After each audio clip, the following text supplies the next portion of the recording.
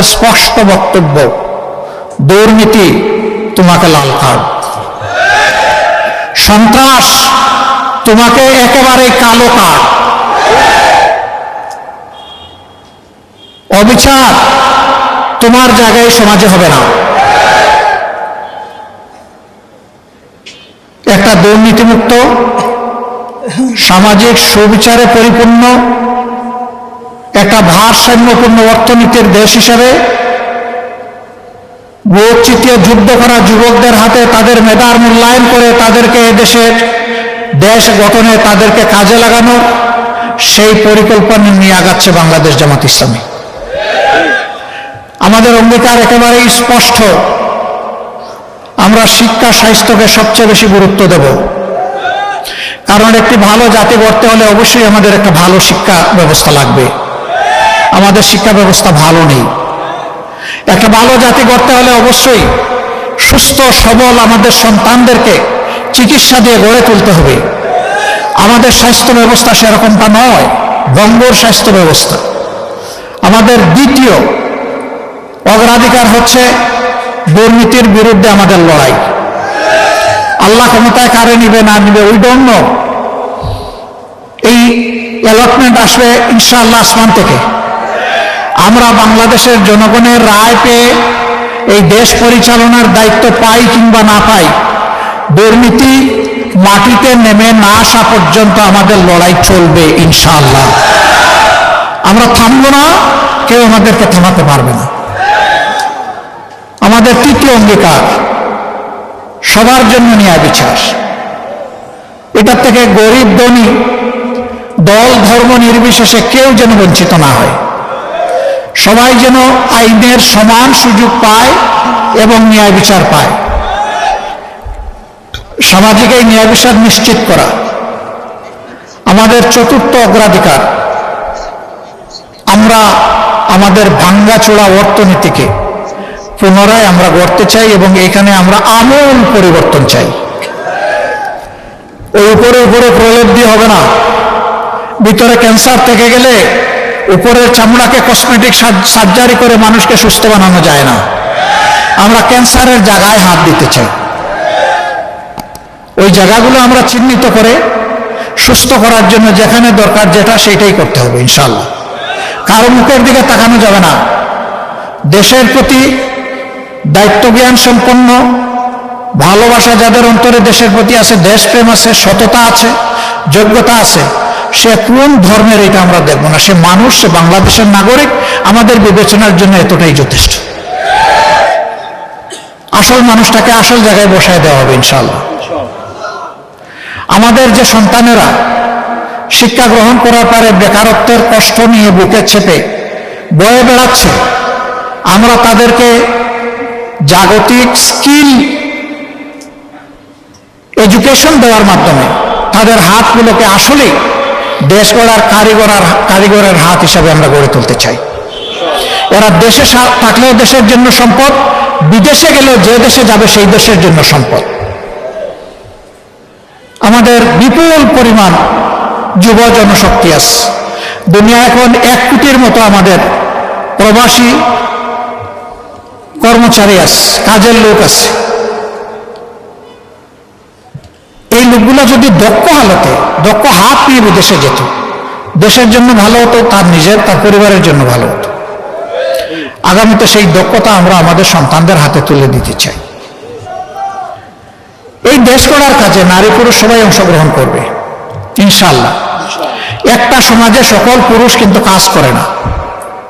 কেউ বয়সের কারণে, কেউ অসুস্থতার কারণে, কেউ শারীরিক সীমাবদ্ধতার কারণে করে না। বাকি যারা সক্ষম, যাদের মিনিমাম যোগ্যতা আছে কোনো কাজে, তারা কাজ করবে, এটাই স্বাভাবিক। আমাদের মা বোনেরা কি করবেন? কিছু কিছু সংসারে মা বোনদেরও প্রয়োজন তাদের আয় রোজগারের।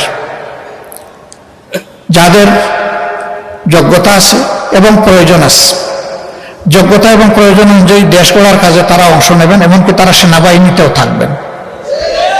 কারণ রাসূল করিম সাল্লাল্লাহু আলাইহি সাল্লামের সেনাবাহিনীতে মহিলারা ছিলেন, উম্মাহাতুল মুসলিমিনরা ছিলেন।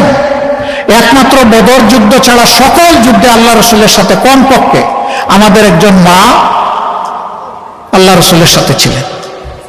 শুধু একজন মা না, বিপুল সংখ্যক মহিলা যুদ্ধে অংশগ্রহণ করেছে।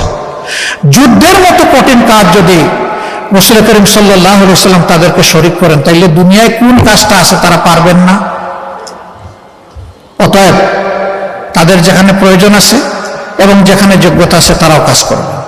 তবে এখনকার সমাজে তাদের না আছে সামাজিক নিরাপত্তা, আর না আছে তাদের সম্মানবোধটুকু।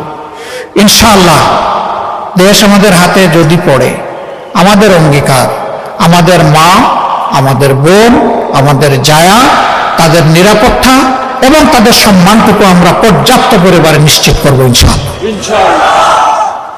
এটা গড়ে, চলাচলে, কর্মস্থলে, সব জায়গায় এটা নিশ্চিত হবে ইনশাআল্লাহ। আমরা তো ওই সমাজের জন্য কাঙ্গাল হয়ে বসে আছি যে সমাজটা রাসূল করিম সাল্লাল্লাহু আলাইহি সাল্লামের হাতে কোরআনিক সংবিধান অনুযায়ী গড়ে উঠেছে। আর জীবনের শেষ লগ্নে জুমার খুতবায় দাঁড়িয়ে আল্লাহ রাসূল বলেছিলেন, খায়রুল কুরুনি কারনি সুম্মাল্লাযীনা ইয়ালুনাহুম সুম্মাল্লাযীনা ইয়ালুনাহুম। আমার যুগ বিশ্বের শ্রেষ্ঠতম যুগ, আমার পরের যুগ এর কাছাকাছি, এর পরের যুগ তার কাছাকাছি, এরপরে আল্লাহ রাসূল আর কিছু বলেন না, কারণ খেলাফতের নিয়ামত এতটুকুই ছিল। তিনি এর সাথে সাথে এটিও বলেছিলেন, বিশ্ববাসীকে এমন একটি সোনার সমাজ উপহার দিয়ে যাচ্ছে। ইয়েমেনের সানা থেকে মরক্কোর হাজারাবাদ, এই দীর্ঘ রাস্তা, একজন তরুণী তন্বী যুবতী তার সমস্ত যৌবন সৌন্দর্যের নিয়ামত নিয়ে একা সফর করবে। এক আল্লাহ ছাড়া তার কাউকে ভয় করার কোনো প্রয়োজন হবে না, এবং সেই সমাজ তিনি নিশ্চিত করেছিলেন। মাদের ব্যাপারে ভয় দেখানো হয়, জামাত ক্ষমতায় আসলে সবাইকে একটা করে কালো বুরকা, শুধু চোখ খোলা রাখবে। ইসলামের বিধানে চোখ খোলা রাখারও আছে, আবার মুখ খোলা রাখারও আছে। হ্যাঁ, কেউ যদি চোখও না ডাকেন, মুখও না ডাকেন, জামাতে ইসলামে কাউকে জোর করে বোরকা পরাবে না। এই কল্যাণ রাষ্ট্রের সৌন্দর্য উপলব্ধি করে আলহামদুলিল্লাহ আগ্রহী হয়ে মারাই তারা সৌন্দর্যের শালীন পোশাক তারা কবুল করে নেবেন ইনশাআল্লাহ। কাউকে বাধ্য করা হবে না, দরকার নাই। ইসলাম কোনো ব্যাপারেই কাউকে বাধ্য করে না। ইসলামের দুয়ার ওপেন, রাস্তা খুবই সোজা এবং মসৃণ, ফ্রিকশন নাই সেখানে। আজকে যুবকরা বুক চিতিয়ে যুদ্ধ করলো, কিন্তু এখন পর্যন্ত আমরা কাঙ্ক্ষিত সংস্কারটা এনে দিতে তাদেরকে পারলাম না। এটা আমাদের আফসোস। কেন পারলাম না আপনারা জানেন।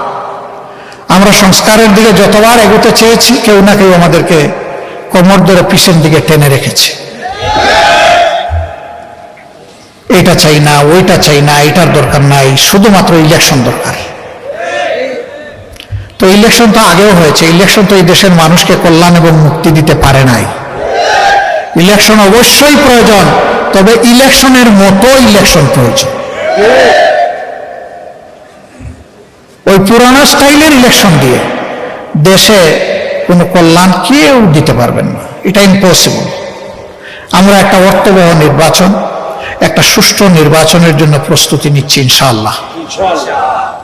এই ক্ষেত্রে বন্ধু সকল সংগঠন, সকল প্রার্থীর যারা কর্মী, সহযোগী, নেতৃবৃন্দ, সবাইকে আমরা অনুরোধ জানাবো, রাজনীতিটা রাজনীতি দিয়ে যেন হয়, রাজনীতিটা যেন নীতি দিয়ে হয়।